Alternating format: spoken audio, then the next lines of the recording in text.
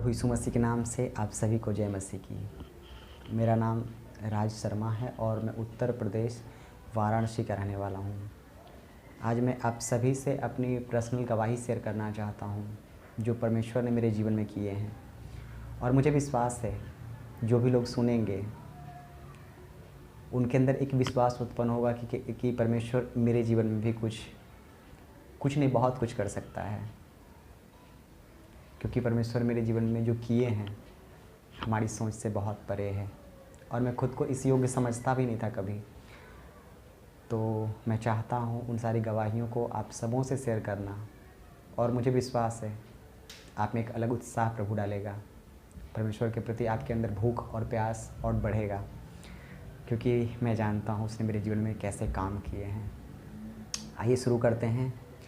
सबसे पहले मैं आपको बताना चाहता हूँ कि मैं प्रभु में आया कैसे, और मेरा प्रभु में आने के बाद मेरा जो सफ़र था, मेरा जो जवानी के दिनों में मैं किस तरह से प्रभु के साथ चलता था, मैं बताना चाहूँगा उन सारी बातों को कि किस तरह से मैंने अपनी जवानी के दिनों में पाप में गिरा, किस तरह से परमेश्वर ने हमें वहाँ से निकाला, किस तरह से परमेश्वर ने हमारे जीवन को सेव किया, बचाया, किस तरह से परमेश्वर हम में अपने भय को डाला। और सबसे बड़ी बात मेरे लिए बहुत अद्भुत जो चीज़ें हैं वो ये है कि किस तरह से प्रभु ने हमसे दर्शन के द्वारा बातचीत किया। मैं चाहता हूँ कि इन सारी बातों का शुरुआत करें। एक्चुअली मैं चाहता हूँ आपको बताना कि प्रभु में मैं आता इससे पहले मेरी मम्मी प्रभु में आ चुकी थी, और मैं बचपन से लगभग 7-8 साल का था तब से मैं देखता था कि मम्मी जो मेरी मदर है वो हर रोज़ एवरी सिंगल डे जब तक कि वो नहाकर पूजा पाठ नहीं करती थी तब तक वो कभी खाना नहीं खाती थी। और मैं इन चीज़ों को देखता था तो कहीं ना कहीं उसके बाद कुछ इम्प्रूव जो था, कहीं ना कहीं मेरी मम्मी को प्रभु में आने का जो रीज़न था वो ये था कि पीस नहीं था, शांति नहीं था घर में, हर एक चीज़ें उथल पुथल रहती थी। और एक तरीके से कह सकते हैं कि पापा बीमार भी रहते थे। तो प्रभु के विषय में मेरी मम्मी को किसी ने बताया, और जब किसी ने बताया तो मेरी मम्मी चर्च जाने से पहले मेरे बड़े भैया एक हैं उनसे और पिताजी से परमिशन ली और जाना शुरू की। कहीं ना कहीं मेरी मम्मी जब फर्स्ट टाइम गई चर्च तो उन्हें एक अद्भुत पीस मिला, एक अद्भुत शांति मिला, और उसकी वजह से उन्होंने चर्च जाना लगातार शुरू कर दिया। उन्होंने कंटिन्यू चर्च को किया। और चूँकि मैं छोटा था उन दिनों में, हम कह सकते हैं कि बहुत ज़्यादा छोटा नहीं, बट हाँ 6 साल 7 साल 8 साल के आसपास के हम थे। हमें याद है कि मम्मी के साथ हम भी जाते थे, और वहाँ से जो मेरा घर था वहाँ से लगभग 30 किलोमीटर 25-30 किलोमीटर दूर चर्च था। और आपको बताना चाहते हैं कि ये हम बनारस की गवाही, भले अभी फ़िलहाल हम बनारस में रह रहे हैं, लेकिन इससे पहले कि हम बनारस में रहें, इससे पहले हम गांव में थे। और हम अपनी जो मदर के बारे में बता रहे हैं वो गांव में चर्च जाती थी। तो शुरुआत तो वहाँ से हुआ, बट धीरे धीरे हम भी प्रभु में जाना शुरू कर दिए। मम्मी के साथ ही संडे क्लास करना स्टार्ट कर दिए, और काफ़ी दिनों तक ये चलता रहा। धीरे धीरे हम बड़े होते गए, और फिर एक समय हमें मिला कि प्रभु वहाँ से हमें निकाला। एक्चुअली हम गांव में रहते थे और भले चर्च जाते थे, लेकिन मेरी जो संगति थी और मेरा जो एटीट्यूड था वो बहुत अलग था। मेरा जो संगति था कहीं ना कहीं एक सीधी सी बात इस तरह से हम कह सकते हैं कि चर्च तो जाते थे, लेकिन हम बस इतना जानते थे कि चर्च जाने का मतलब ये होता है, प्रभु को जानने का मतलब ये होता है, प्रभु यीशु मसीह को जानने का मतलब ये होता है कि हम हर संडे चर्च जाएंगे और पूजा पाठ नहीं करना है, किसी और धर्म के आगे हमें नहीं झुकना है, प्रसाद नहीं खाना है, प्रभु यीशु मसीह को मानना, यही है। हम इन बातों को सोच करके चल रहे थे, और काफ़ी दिनों तक, काफ़ी सालों तक मेरा ये चलता रहा। और फिर जैसे जैसे हम बड़ा होते गए, 10th का हमने एग्ज़ाम दिया, 11th का एग्ज़ाम दिया, मेरा इंटर कंप्लीट हुआ। उसके बाद प्रभु ने प्रभु की ये हम कह सकते हैं प्लान था, परमेश्वर की एक योजना थी कि उन्होंने हमें गांव से डायरेक्ट बनारस बुलाया किसी तरीके से, और हम बनारस आए। बनारस आए तो बनारस में एक मेरी सिस्टर रहती है, वो चर्च जाती थी और मैंने उनके साथ चर्च जाना स्टार्ट कर दिया। उनके साथ जब मैंने चर्च जाना स्टार्ट कर दिया तो चर्च में बहुत सारे हमारे भाई बहन थे उस समय कि उनके साथ संगति करना। पहले तो जब वो वर्शिप करते थे, जब वो आराधना करते थे और उनके साथ रहना, मतलब हम चाहते थे कि हम भी उनके साथ रहें, एक तरीके से मेरी इच्छा थी। और काफ़ी समय बीतने के बाद प्रभु ने ये मतलब किसी तरीके से हम सबों को एक साथ जोड़ा और फिर हम वही ग्रुप में खड़े होना स्टार्ट कर दिए। हम भी धीरे धीरे उस ग्रुप के साथ रहने लगे, आराधना करने लगे, प्रार्थना में कहीं जाने लगे। पास्टर साहब हमें प्रार्थना में ले जाया करते थे। तब तक तो सारी चीज़ें ठीक थी और ऐसा लगभग 2-3 साल चला। और एक तरीके से ग्रुप के साथ रहते थे तो पादरी साहब के साथ जहाँ भी प्रार्थना में जाते थे सारी चीज़ें नॉर्मल थी। फिर कहीं ना कहीं लाइफ को अगर जो देखा जाए तो मेरा नॉर्मल था, बहुत ज़्यादा बदलाव नहीं देखी जा सकती थी। अगर जो बात की जाए एक मसीह के जीवन में जो सबसे मुख्य चीज़ होती है वो प्रार्थना और वचन से भरा हुआ जीवन होनी चाहिए, वो नहीं था। मैं प्रार्थना, मुझे याद है प्रार्थना में महीना में कभी कदाल महीना में मैं जब संडे चर्च जाता था या फिर जब भी चर्च में जाना रहता था बस चर्च में ही प्रार्थना करते थे और वचन भी वहीं पढ़ते थे। उसके बाद मैंने ध्यान दिया कि मैं बिल्कुल तरीके से चर्च तो जाता था लेकिन मैं संसार की हर एक चीज़ों में मैं था। अगर कहा जाए कि संसार में किस तरह से आप थे तो मैं बताना चाहता हूँ कि मेरी जो संगतियाँ थी वो सही नहीं था। सही नहीं का मतलब एकदम ख़राब नहीं, बट हाँ कुछ चीज़ें थी जो सही नहीं थी। जिस तरह से एक तरीके से कह सकते हैं कि एक मसीह में जो व्यक्ति आता है, जो अपना जीवन प्रभु को देता है, उसे व्यभिचार से दूर रहना चाहिए, अफेयर से दूर रहना चाहिए। और ये चीज़ें हमारे अंदर थी, ये सारी गलतियाँ हो रही थी, लगातार हो रही थी, इसमें कोई बदलाव नहीं था। बट और मैं आपको बताना चाहता हूँ कि मैं मूवी बहुत ज़्यादा देखता था और मेरे पास अपने मोबाइल में मैं मूवी लगातार मतलब 2-2, 3-3 मूवी एवरी सिंगल डे हम देख लेते थे। और एक तरीके से कह सकते हैं हम कि अपने जीवन में जो मेरा जो लाइफ था वो लाइफ में पीस नहीं था, शांति नहीं था। हमें लगता था चलो प्रेयर हमने की, संडे चर्च जाते हैं और घर आते हैं, बाकी सब चीज़ें सही है। और जब हम बनारस आए थे तो हम हॉस्पिटल ज्वाइन किए थे, ड्यूटी हम हॉस्पिटल में करते थे, हमें कंपाउंडर हैं और ड्यूटी हम वहीं पे करना शुरू कर दिए थे। तो एक उत्साह की कमी थी मेरे लाइफ में उत्साह नहीं था, कुछ भी नहीं था। मतलब एक तरीके से कह सकते हैं कि अगर लाइफ देखा जाए तो संडे केवल चर्च जाना है और उसके बाद 7 दिन वैसे ही जीना है जैसे हम हर रोज़ जीते हैं। कुछ भी इंटरेस्ट मतलब लाइफ में कोई उत्साह नहीं था। फिर एक दिन क्या हुआ कि मोबाइल भी हम कितना चलाएंगे, एक समय होता था इतना मोबाइल चलाते थे कि सर में दर्द होता था, फिर रखते थे, फिर 5 मिनट भी नहीं रखा होता था, मतलब मोबाइल को रखे हुए नहीं होता था कि फिर से मैं मोबाइल चलाता था। एक तरीके से मैं मोबाइल में जितना समय हमें देना चाहिए उतना मैंने दिया, जितना मूवी देखना चाहिए मैंने उतना देखा। मतलब फिर भी मेरे अंदर कुछ कमी थी, मैं खुद उन कमियों को पूरा नहीं कर सकता था। हमें लगता था कि हमेशा इंटरटेनमेंट के लिए कुछ न कुछ देखा करो, देखता था, फिर भी जब तक मैं देखता था तब तक वो चीज़ें सही रहती थी, फिर भी मेरे अंदर वो पीस नहीं था, वो शांति नहीं था, वो उत्साह नहीं था। फिर हुआ क्या, एक दिन यूट्यूब पे मैं ऐसे ही स्क्रॉल करके घूम रहा था, कहीं कुछ देखें और उसी के दौरान हमें भाई सूरज प्रेमानी का एक वीडियो आया और इस तरह से मतलब टाइटल यूथ मीटिंग का था और हमें लगा चलो देख लेते हैं, क्या दिक्कत है, यूथ मीटिंग है, क्या सिखाया जाता है, देखें थोड़ा सा, क्या प्रचार है, थोड़ा सा ये देखें। जैसे हमने स्टार्ट किया, यकीन मानिए वो वीडियो को हमने स्टार्ट किया और मेरे जीवन में एक तरीके से मैं कह सकता हूँ कि मैं शॉक्ड था, इसलिए क्योंकि वो जो भाई इतनी गहराई से टच कर रहे थे बातों को कि आज तक हमने ऐसा प्रचार कभी सुना नहीं था, कभी नहीं सुना था। हमें लगता है कि ज़्यादातर जो प्रचार होता है उसमें कुछ चीज़ों को कट किया जाता है। कट करने का मतलब कि अभी अगर मैं व्यभिचार में हूँ तो हमें व्यभिचार से निकलने के लिए जो सबसे मुख्य चीज़ें हैं वो है कि हमें कोई समझाए कि प्रभु का वचन क्या कहता है व्यभिचार के विषय में, कोई हमें बताए कि व्यभिचार आखिर है क्या क्या। और उन दिनों तो मैं उसी में फंसा हुआ था।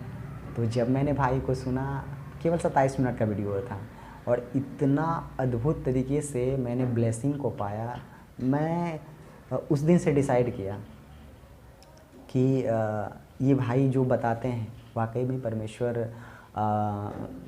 के वचन के अनुसार ही बताते हैं और हमें सुनना चाहिए इनको। तब से मैंने स्टार्ट किया। लगभग एवरी सिंगल डे, एक भी दिन ऐसा नहीं जाता था जिस दिन मैं 1 या 2 प्रचार ना देखूं। हर रोज़ मैं देखता था प्रचार। लास्ट जब मैं सोता था तो दिखता था, उठता था मैं तो दिखता था, और जब भी मैं खाली रहता था तो दिखता था। और फिर मैंने क्या देखा कि थोड़ा थोड़ा मेरे जीवन में बदलाव आना शुरू हुआ। थोड़ा थोड़ा हम खुद को प्रयास करने लगे कि नहीं, अगर एक तरीके से कह सकते हैं कि फिर हमने पाप को पहचानना शुरू कर दिया। धीरे धीरे चीज़ें, जैसे कि गुस्सा, एक मसीह को गुस्सा नहीं करना चाहिए, एक मसीह को व्यभिचार में अपने जीवन को नहीं रखना चाहिए। एक मसीह को पता होना चाहिए कि हम लव मैरिज नहीं कर सकते हैं क्योंकि परमेश्वर अफेयर में नहीं रह सकते हैं। ये सारी चीज़ें जब हम जानने लगे, क्योंकि मेरे लिए मैं हत्या नहीं करता था तो मेरे लिए ये चीज़ें हैं नहीं, मैं चोरी नहीं करता था तो एक तरीके से कह सकते हैं कि हम बहुत ज़्यादा व्यभिचार में नहीं थे, और बहुत सारी चीज़ें हैं जो कि हम नहीं करते थे। लेकिन हाँ, जो हम करते थे हमें वो बातें यहाँ से सुनने को मिला, इस भाई से सुनने को मिला और बहुत अच्छा लगने लगा। बड़े मतलब मज़ा आने लगा। इसलिए मज़ा आने लगा क्योंकि हम सत्य को जान पा रहे थे, और जैसे जैसे हम सत्य को जान रहे थे, सत्य जो है हमें स्वतंत्र करता जा रहा था। और जिस तरह से वचन कहता है, यदि तुम सत्य को जानोगे तो सत्य तुम्हें स्वतंत्र करेगा। हम जो वचन को समझ पा रहे थे कि आखिर किस तरह से वचन कहता है, और हम आपको बताना चाहते हैं, तभी से मेरा जो बाइबल स्टडी है वो बाइबल जो पढ़ने का जो कि हम बिल्कुल भी नहीं पढ़ते थे, और उन दिनों के बाद से हमने बाइबल को बहुत पढ़ना शुरू कर दिया। मतलब कि एक तरीके से कह सकते हैं कि एक भूख और प्यास इस तरह से उत्पन्न हुआ कि हमने बाइबल को पढ़ना स्टार्ट कर दिया। तब तक तो सही था, ये मेरे जीवन में आया।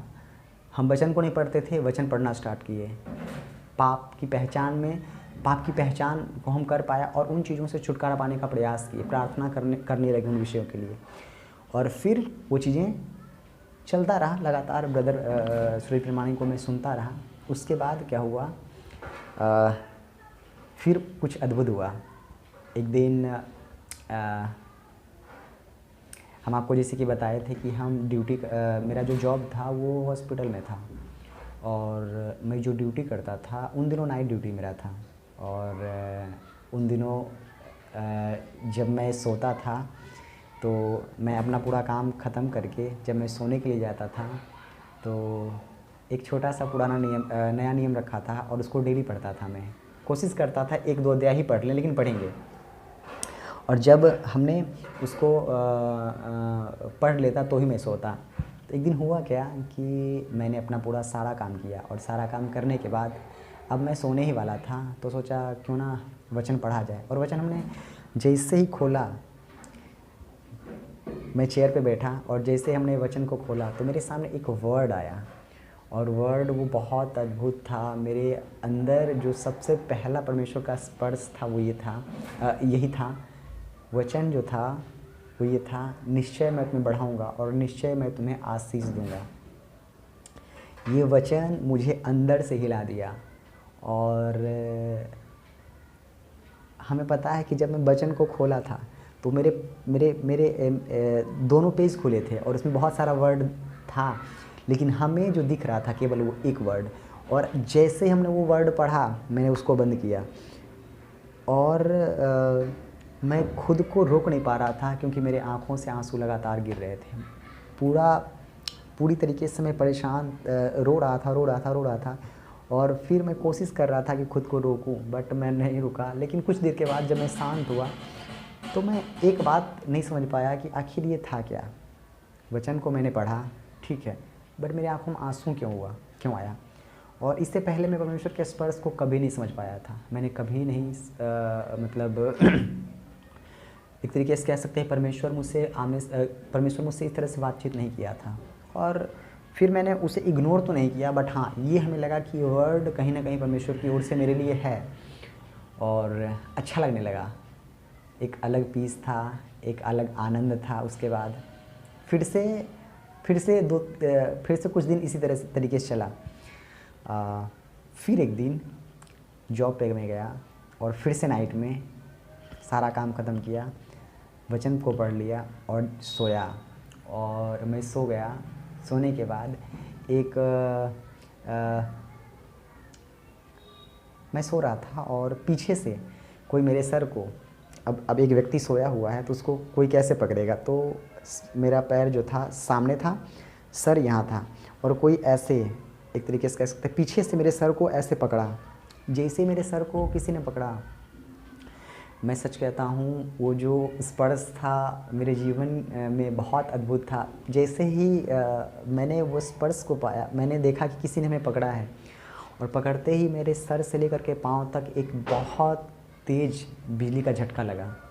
और जैसे ही बिजली का झटका लगा मेरा आँख तुरंत खुला, और जैसे ही मेरा आँख खुला तो सबसे पहला जो विचार मेरे अंदर आया वो ये था, स्वर्गदूत। और फिर कुछ समय तक मैं सोचता रहा आखिर ये क्या था, आखिर ऐसा क्या हुआ। और मैं उन दिनों भी नहीं जानता था कि स्वर्गदूत कैसे छूता है और छूने के बाद होता क्या है, मैं नहीं जानता था। लेकिन हाँ, हमें लगा कि कुछ बहुत बड़ा हो रहा है मेरे जीवन में, कुछ बहुत अद्भुत हो रहा है मेरे जीवन में। और उसके बाद अब ज़रा सोचिए, मैं इतनी सारी बातें हमारे अंदर मेरे जीवन में हो रहा था, लेकिन मेरे जो स्पिरिचुअल भाई बहन थे जिससे मैं चर्च में मिलता था, बातचीत करता था, उन लोगों में किसी से मैंने शेयर नहीं किया। रीज़न बस इतना था क्योंकि हमें लगता था कि जो मेरे भाई बहन थे ना, उनका जो लाइफ था प्रार्थना का, उनका जो जीवन था प्रभु के साथ चलने का, बहुत अच्छा था। और मैं उन दिनों सबसे डाउन था, सबसे नीचे था। ना मेरा प्रार्थना का जीवन सही था, ना मैं वचन को कभी पढ़ता था, ना समझता था, मैं कुछ भी नहीं। अगर जो एक तरीके से देखा जाए तो मैं शून्य था, मैं जीरो था।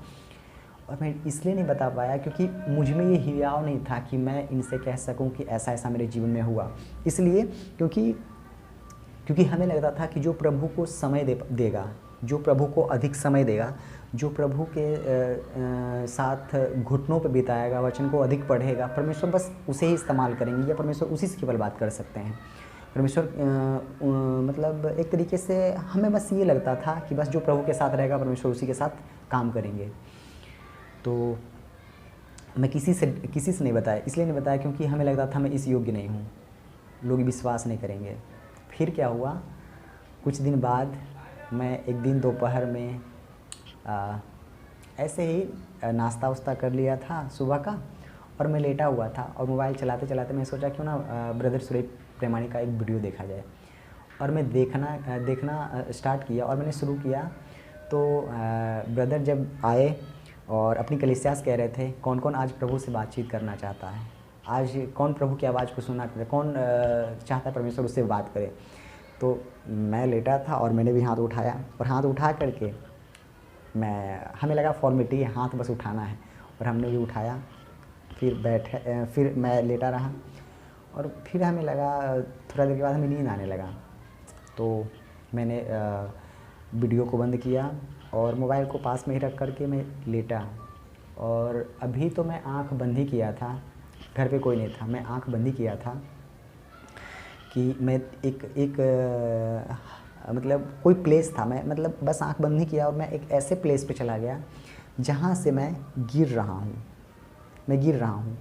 और गिरते गिरते मैं गिर तो रहा हूँ, बट मेरे मन में एक सवाल, एक विश्वास बहुत अद्भुत था कि मैं भले गिर तो रहा हूँ, लेकिन मैं ज़मीन में टकरा ही नहीं सकता। एक तरीके से इस तरह से कह सकते हैं कि मैंने यहाँ से किसी चीज़ को छोड़ा,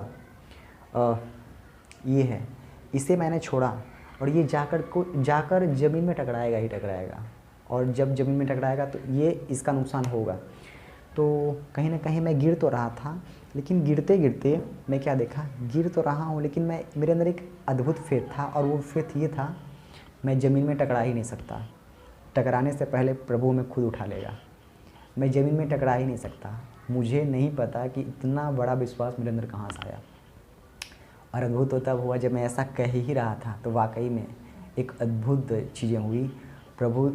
मैं देख रहा था कि मैं नीचे जाने के बजाय मैं ऊपर जाने लगा, और ऊपर जाते जाते एक प्लेस था जहाँ पर मैं ठहर गया। और कैसे मैं आपको बताऊँ, ये मेरा पैर है और ये मेरा सिर है, ऐसे मैं लटका हुआ था, ऐसे। और जब मैं लटका हुआ था तो मैंने अपनी आंखें उठाकर ऊपर देखा, तो बादल को मैंने देखा कि वो घूम रहा है, बहुत राउंड घूमते क्या हुआ, घूमते बीच से वो खुल गया। और खुलते ही मैं देख रहा हूँ कि प्रभु यीशु मसीह को सिंहासन पर बैठे हुए, और वो सिंहासन पर बैठे हैं। उनका जो सबसे पहले तो आपको हम बताना चाहते हैं ये एक्सपीरियंस। मैं आपको बताना चाहता हूँ कि जब मैंने प्रभु को बैठे देखा, उनका दाढ़ी, उनका बाल, उनका पूरा वस्त्र पूरी तरीके से वाइट था, पूरा सफ़ेद था, पूरी तरीके से उजला था। और प्रभु यीशु मसीह को मैं बैठा सिंहासन पे देखा, और जो सिंहासन था एक तरीके से कह सकते हैं यहाँ से ऐसे और यहाँ से ऐसे घूम रहा था। मतलब प्रभु ऐसे बैठे हैं तो मैं प्रभु का यहाँ तक देख पा रहा था और यहाँ तक देख पा रहा था, मतलब ऐसे और ऐसे सिंहासन हो रहा था, मैं देख पा रहा था। और मैंने प्रभु को देखा। देखने के बाद जो सबसे बड़ी बातें थी, मैंने देखा तो प्रभु को, लेकिन सबसे देखने के बाद जो मैं दुखी इसलिए हुआ क्योंकि मैंने प्रभु को देखा, बट उनके चेहरे पे स्माइल नाम की चीज़ नहीं थी।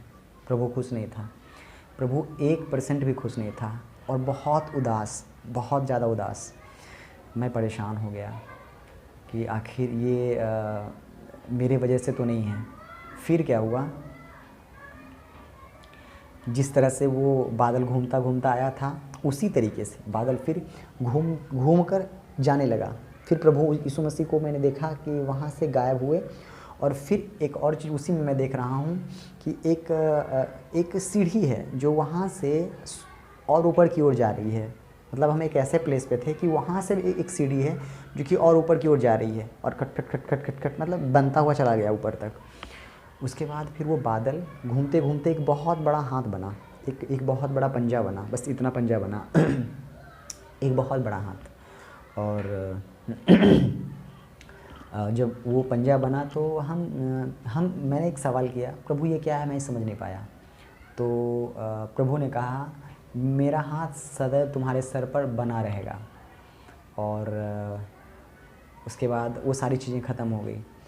और जैसे ही मैं उठा, वो दर्शन ख़त्म हुआ, जैसे ही मैं उठा, खुश इस बात से था कि प्रभु को मैंने देखा, दुखी इस बात से था कि प्रभु दुखी था, प्रभु उदास था।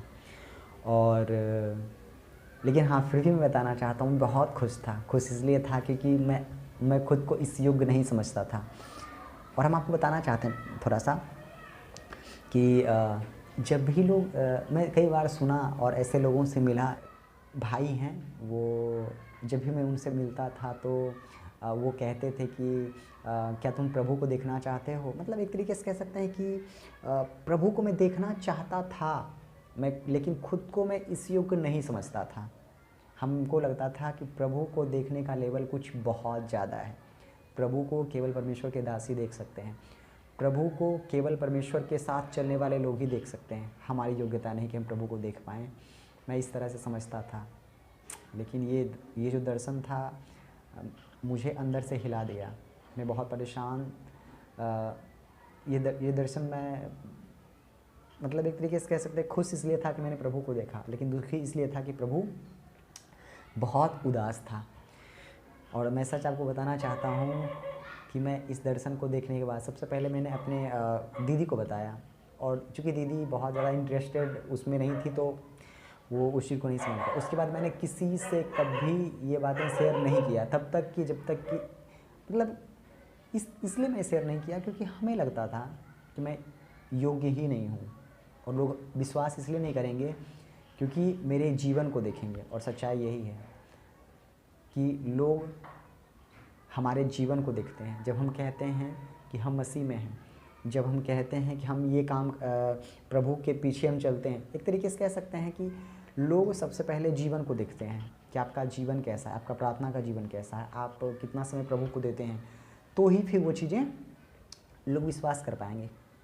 मतलब इसी वजह से मैं, इसी डर की वजह से मैं किसी से बताया नहीं। लेकिन प्रभु चाहता था कि हम इन बातों को और भाई बहनों से शेयर करें।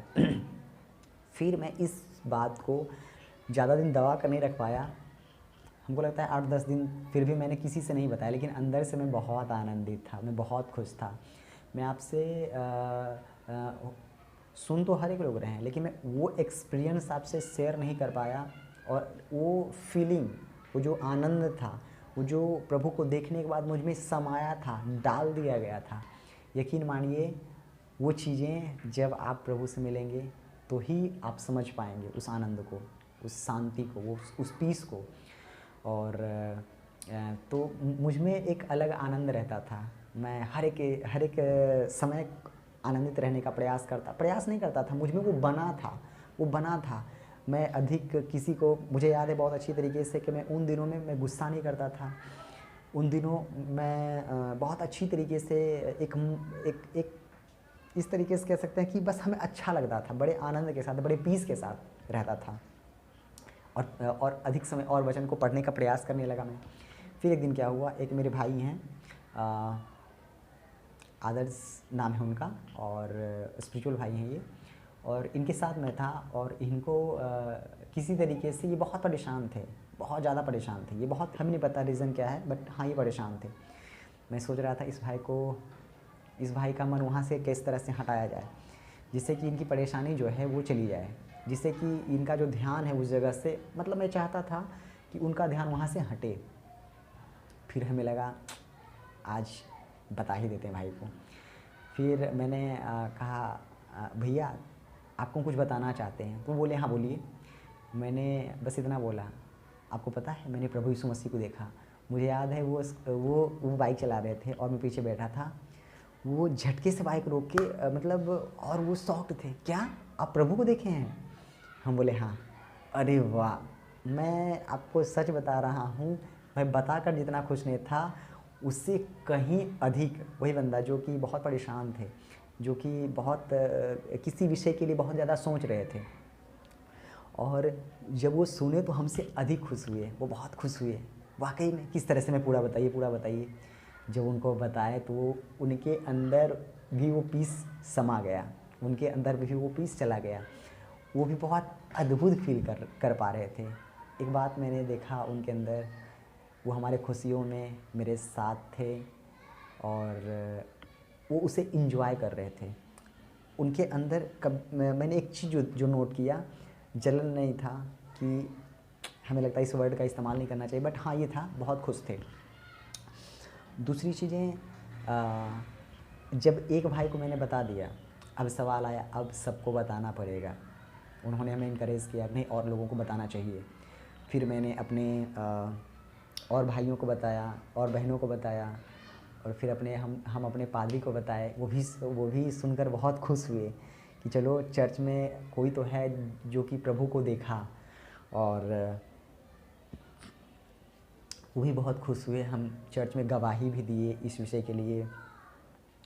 और हम आपको बताना चाहेंगे, ये सारी चीज़ें तो ठीक थी, हमने प्रभु को देखा, आमने सामने हमने प्रभु को देखा, और हम आपको बताना चाहते हैं ये दर्शन और वो जो स्वर्गदूत का स्पर्श था और प्रभु का जो वचन था, एक तरीके से मेरे जीवन में एक बहुत बड़े बदलाव को लेकर के आया। हम आपको बताए नहीं अब तक कि हम कितना पाप में थे। मैं चाहता हूँ कि आपसे शेयर करूँ उन सारी बातों को, उन सारी गलतियों को जो मैं करता था।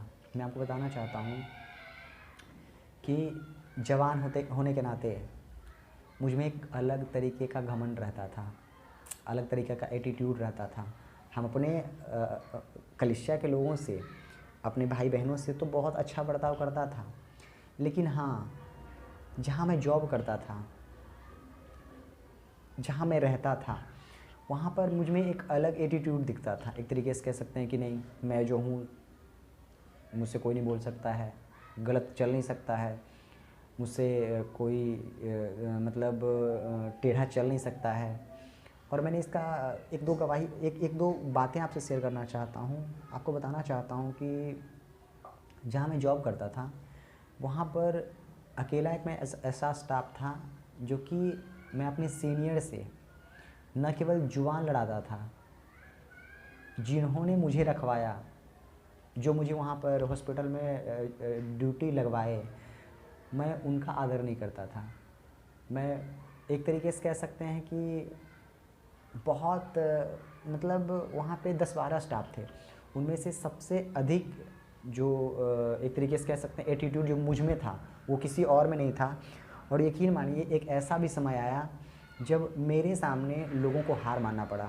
मेरे सामने लोग डायरेक्ट मुझसे बोलते नहीं थे, और यहाँ तक कि जो हॉस्पिटल का मैनेजर थे, वो भी मतलब एक तरीके से कह सकते हैं एक अलग एटीट्यूड। और मुझे आज पता चलता है कि मैं कितना गलत उन लोगों के साथ किया था। मुझे आज पता चलता है कि मैंने उन भाइयों का, उन सीनियरों का मैंने कभी आदर नहीं किया, और वो गलत था। और प्रभु हमें वहाँ से निकाला। दूसरी चीज़ें, मेरा एक लड़की के साथ अफेयर था, और ये अफेयर इतनी चालाकी से मैं करता था कि मेरे जो स्पिरिचुअल भाई बहन थे वो भी नोटिस करते थे, बट पकड़ कभी नहीं पाए। और उनको लगता था कि राज ब्रदर ऐसा नहीं कर सकते हैं, बट मैं था उसमें लगा हुआ था, उसमें बना हुआ था। और मैं ऐसी ऐसी गलतियां करता था, जैसे कि जिस लड़की से मैं बात करता था, मैं बात कर रहा हूँ, फिर बीच में बंद हुआ, फिर से स्टार्ट। इस तरह से मैंने 4 से 5 बार किया, और प्रभु यहाँ से मैं इस तरह से निकाला। मैं आपको थोड़ा सा बताना चाहता हूँ इस बारे में। एक्चुअली मेरा बात 4 से 5 बार होना चालू हुआ, फिर बंद हुआ, चालू हुआ, फिर बंद हुआ। और हम लोग इस तरह से इस जगह पर तक पहुँच गए कि हम लोग अब डिसाइड किए थे कि हम लोग शादी करेंगे, बट प्रभु का मर्ज़ी ये नहीं था। हमने डिसाइड किया कि हम लोग भाग कर शादी करेंगे। फिर हमें लगा नहीं, भाग कर तो शादी नहीं करेंगे, लेकिन हाँ, फैमिली के विरोध में जाकर शादी ये करेंगे। और जब ये बातें खुलने लगी, जब ये बातें अपने भाई बहनों से हम बताने लगे, किसी तरीके से पता चला, तो बहुत बवाल, एक तरीके से कह सकते बहुत अलग माहौल क्रिएट हो गया। और तभी, चूँकि परमेश्वर इससे पहले हमें दर्शन दे चुका था, और उसके बाद की मैं बातें कर रहा हूँ कि मैं अफेयर में था, और परमेश्वर ने फिर एक कदम उठाया। यकीन मानिए, मैं विश्वास करता हूँ कि प्रभु उस अफेयर से, प्रभु उस लड़की के जीवन से हमें इस तरह से निकाला। आपको पता है, वो लड़की तैयार थी शादी के लिए, और मैं भी तैयार था, बट उसकी शादी कहीं और लग चुकी थी, और इंगेजमेंट हो चुका था। और किसी तरीके से प्रभु इस तरह से, मतलब उसी के मदर को इस तरह से खड़ा कर दिया कि हम वहाँ पे जीरो हो गए, हम कुछ बोल नहीं पाए। और मुझे याद है, परमेश्वर ने मैं वहाँ से खींच करके निकाला। और एक तरीके से मैं समझ रहा हूँ कि यदि मैं उन दिनों वो गलती करता, तो बहुत ख़तरनाक गलती मैं कर दिया होता, बहुत खतरनाक, लेकिन परमेश्वर ने मैं वहाँ से निकाल दिया। दूसरी चीज़ें आपको हम बताना चाहते हैं कि मैं अब इस तरह से कह सकते हैं कि एक जवान सबसे अधिक अपने जीवन में जो गलती करता है, वो जवानी के दिनों में करता है। और वो गलतियाँ अफेयर से हो सकता है, लड़ाई झगड़े से हो सकता है, मैस्टरबेशन से, हंस मैथुन के पाप से हो सकता है, गलत वीडियो को देखने से हो सकता है। ये सारी चीज़ें मेरे जीवन का हिस्सा था, ये सारी चीज़ें मेरे जीवन का हिस्सा था। और प्रभु ने इन सारी चीज़ों को बदलना शुरू कर दिया। हमें आज मुझे आज भी याद है कि एक ऐसा पाप जो कि एक जवान इससे हर रोज़ अपने अपने लाइफ में तब तक लड़ता है जब तक कि उसका मैरिज नहीं हो जाता, और वो है हस्त मैथुन के पाप। मुझे याद है जब प्रभु का हमने दर्शन पाया, तब से लेकर के आज तक मैं इस पाप में नहीं गिरा हूँ। न न न न पॉर्न वीडियो को जो मैं देखता था, हर 3 दिन 4 दिन में मैं देखता था, मैं उसमें भी पूरी तरीके से विक्ट्री पा चुका हूँ। ये 2 चीज़ ऐसे हैं मेरे जीवन में थे जिसे परमेश्वर ने इस तरह से निकाला केवल एक दिन में। केवल प्रभु से आमना सामना होना, और उसको परमेश्वर ने इस तरह से मेरे जीवन से, हमें लगता है कि बस वो मिटा दिया, मेरे जीवन से वो चीज़ें निकाल के ही अलग कर दिया। और जब मैं ये गवाही अपने जवान भाई से बताता हूँ तो वो सोचते हैं, वो कहते हैं काश ये अनुग्रह प्रभु हमें देता, काश ये अनुग्रह प्रभु हमें देता। और मैं सच कहता हूँ, मैं आज भी जब इस बारे में सोचता हूँ कि किस तरह से प्रभु ने हमें बचा करके इन चीज़ों से रखा है, तो प्रभु का धन्यवाद, लाखों लाख धन्यवाद देता हूँ। क्योंकि मैं सच कहता हूँ, बहुत सारे जवान, बहुत सारे मसीह भाई बहन इसमें गिरे हुए हैं और यहाँ से निकलने का प्रयास करते हैं, बट वो खुद को संभाल नहीं पाते हैं। और यहाँ से निकलने का रास्ता केवल प्रभु यीशु मसीह है।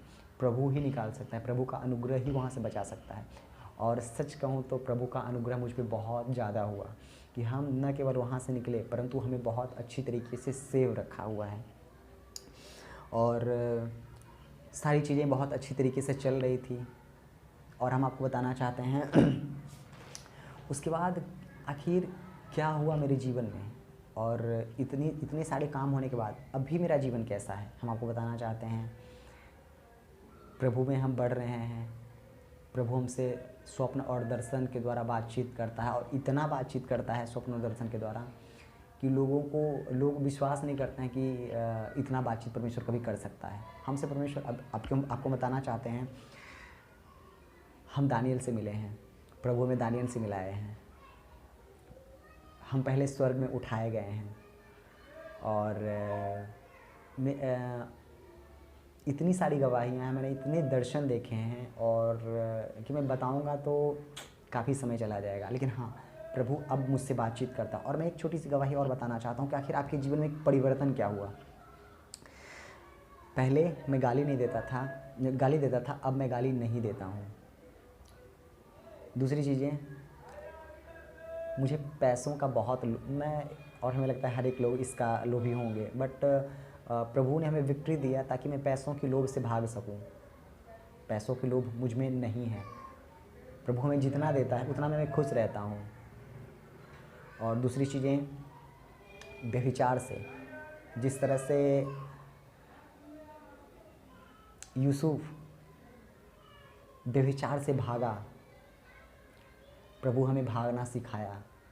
मैं इन चीज़ों से भाग रहा हूँ, व्यभिचार से भाग रहा हूँ। घमंड, एक तरीके से कह सकते हैं ईगो, पूरी तरीके से तो नहीं गया है, बट हाँ मुझ में है, और मुझे विश्वास है प्रभु इन चीज़ों से निकालेगा। जब मैं अपने दोस्तों के साथ पहले बैठता था तो ड्रिंक करता था, केवल ड्रिंक करता था, और जो व्यर्थ बातें होती है, गाली गलौज होती है, मस्ती में कोई भी बातें निकल जाए, वो सारी चीज़ें थी। लेकिन आपको बताना चाहता हूँ कि जब मैं गांव जाता हूँ, बनारस से जाता था, तो उन दिनों मेरा एक दोस्त रहता था, और उसका नाम नीरज है, ब्रदर नीरज। हुआ क्या कि मैं उसके साथ रहता, जब भी गांव में जाता था तो वो वही मेरा ऐसा दोस्त था जो कि हमेशा मेरे साथ रहता था, और मेरे साथ रहता तो था, बट वो प्रभु को मानने के लिए तैयार ही नहीं था। वो कहता था ये धर्म परिवर्तन है, तो उस पर विश्वास ही नहीं करता था। फिर क्या हुआ, धीरे धीरे रहते, चूँकि वो देखता था एक चीज़ों को, भले में रहता था 4-5 दोस्तों के साथ, लोग गाली गलौज करते थे, मैं शांत रहता था। लोग लड़कियों की बातें करते थे, मैं शांत रहता था। लोग व्यर्थ बातों करते थे, मैं शांत रहता था। मैं डांटता था लोगों को, बोलता था इन बातों को मत करो। और हमें लगता है सब पे नहीं, बट वो जो मेरा भाई था, वो जो मेरा दोस्त है, प्रभु ने उसके जीवन में काम करना शुरू कर दिया। और यहाँ तक कि जब मैं सोता था तो उसी के साथ सोता था, और जब मैं उठता था तो प्रेयर करते देखता था, जब मैं सोता था तो प्रेयर करके करके सोता था, वो देखता था उन चीज़ों को और वो वाच करता गया। मुझे नहीं पता कि परमेश्वर उसके जीवन में कब काम कर दिए, लेकिन हमें एक दर्शन प्रभु दिखाया था कि प्रभु हमें एक गिफ्ट दिए हैं, एक सोने का बहुत उसका आकार कुछ नहीं है, बस सोने का एक बहुत बड़ा नहीं बट बहुत छोटा नहीं, लेकिन हाँ बहुत बड़ा नहीं है बट छोटा है, लेकिन उसकी जो ताकत है इतनी है कि वो बड़े से बड़े काम को कर सकता है। और मैंने देखा क्या कि उस सोने को, वो जो सोना का जो चीज़ें थी हमें मिला था, परमेश्वर ने हमें दिया, वो उसको जा करके नीरज को पकड़ के किसी तरीके से मेरे पास लेकर के आया, जबकि वो नहीं चाह रहा था। मैंने ये दर्शन देखा। उसके बाद मैं क्या दिख रहा हूँ, वो हमको कॉल कर रहा है और कह रहा है हमें प्रभु के बारे में बताओ, और क्योंकि हम भी प्रभु पे विश्वास करना चाहते हैं। और यकीन मानिए वो बंदा, वो भाई आज तक चर्च नहीं गया है, आज तक बहुत ज़्यादा प्रचार नहीं सुना है, लेकिन मुझे याद है एक दिन हमको कॉल किया, और जब कॉल कर रहा था तो कई बार ऐसा होता है कि हम उससे बात नहीं कर पाते थे, बट एक दिन कॉल किया और वो खाना खा रहा था, खाना छोड़ करके वो छत पर गया, और छत पर इतना तेज़ आंधी और पानी था कि उसकी आवाज़ कट रही थी, बट उसने छत पर छुप करके हमसे बात करना शुरू किया, और केवल वो ये कह रहा था, भाई हम प्रभु को और जानना चाहते हैं। उसने चर्च मतलब एक तरीके से कह सकते हैं वो चर्च के लिए भूखा और प्यासा है, बट उसे चर्च का एड्रेस नहीं पता है। वो पानीपत में अभी फ़िलहाल रहता है, और वो कहीं ना कहीं चर्च अब तक नहीं गया है वो। लेकिन उसके अंदर जो मैंने उस दिन जो बातचीत किया, मैंने बहुत शौक था कि प्रभु तो किस तरह से काम किसी के जीवन में कर सकता है। वो भाई कॉल करके कह रहा है, मैं अपना जीवन पूरी तरीके से प्रभु को दूंगा, मैं प्रभु के लिए जीऊँगा, मुझे धन दौलत नहीं चाहिए, मुझे बहुत सारी चीज़ें नहीं चाहिए, मुझे अपने परिवार के लिए बहुत सारी खुशियाँ नहीं चाहिए, मुझे बस ये चाहिए कि हम प्रभु के लिए जिएँ। और सच कहता हूँ, जब मैंने ये सुना मज़ा आ गया। मैं सोच पा रहा था कि प्रभु तूने किस तरह से काम किया। और पता है वो भाई क्या कह रहा था, मुझे अच्छा लगता है कि तुम सबके साथ बैठते हो, लेकिन तुम किसी को गाली नहीं देते हो, तुम मेरे साथ बैठते हो, लेकिन लगता नहीं कि तुम मेरे साथ हो। और वाकई में परमेश्वर उसके जीवन में काम किए। ये सच है कि परमेश्वर ने उसे निकाल लिया, परमेश्वर उसे बहुत बढ़ाएगा। भाई बहनों, मैं आपसे बताना चाहता हूँ, उसकी जो योजना है ना, हमारे और आपकी सोच से अधिक है। वो जो काम करता है ना, हमारी और आपकी सोच से अधिक काम करता है। परमेश्वर आपसे प्रेम करता है, उतना प्रेम जितना आपसे आपकी मदर और फादर नहीं करते हैं। पता है, जिस समय हम अपने माता और पिता के साथ नहीं रहते हैं, जिस समय हम अकेला रहते हैं, जिस समय हमें लगता है कि हमें कोई सुन नहीं रहा, समझ नहीं रहा, उस समय विश्वास करें, परमेश्वर आपकी सुनता है, परमेश्वर आपको देखता है, वो आपकी सुध ही लेता है। परमेश्वर आपसे इतना प्रेम करता है, परमेश्वर हम सबों से इतना प्रेम करता है। मैं सच कहता हूँ, वो चाहता है हम उसकी ओर लौटें, हम उसकी ओर फिरें। पता है, एक जवान का जीवन, एक मसीह का जीवन सफल कब होता है? एक मसीह कब कहलाता है? जब वो अपना जीवन प्रभु को सौंप देता है। आज मैं जवान हूँ, मेरी भी चाहते हैं कि मैं लड़कियों के साथ घूमूं, मेरी भी चाहते हैं कि मैं ड्रिंक करूं, मेरी भी चाहते हैं कि जहाँ तहाँ मैं जा कर के सेलिब्रेट करूं, डांस करूं। बहुत सारी मेरी भी इच्छाएं हैं, लेकिन मैं सच कहता हूँ, इन सारी इच्छाओं से बड़ी एक इच्छा मेरी ये है कि मैं प्रभु के साथ चलूँ, उसकी अंगुली पकड़ करके चलूँ। मुझे सही और गलत प्रभु सिखाए।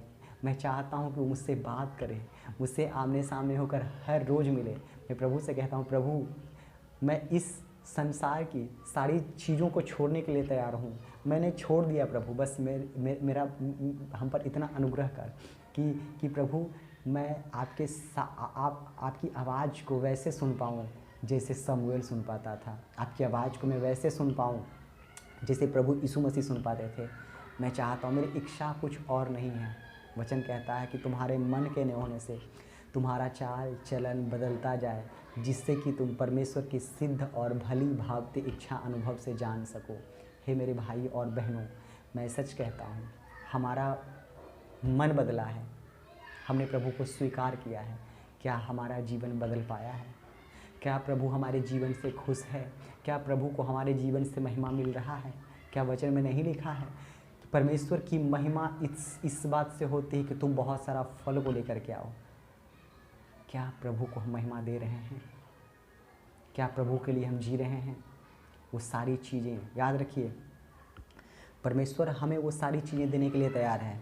परमेश्वर हर वो काम हमारे जीवन में करने के लिए तैयार है जो हम चाहते हैं। बस प्रभु चाहता है हम उसके अधीन में चलें।